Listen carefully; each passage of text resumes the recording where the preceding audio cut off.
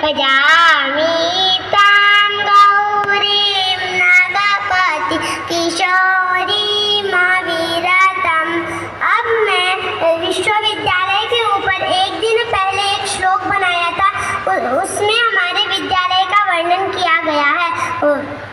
आप सब सुने और इसका आनंद लें। इदं विद्यास्थानं तुलसीरिति नाम्ना च वसुधां सदाचारं लोके प्रसरति च ज्ञानं बालकुसुमान् नवाचारं देहि गणितखनिजाद्याङ्ग्लविषयान् अयेपाध्यायाचार्यान् सतत सुरवन्द्यं बुधजनान्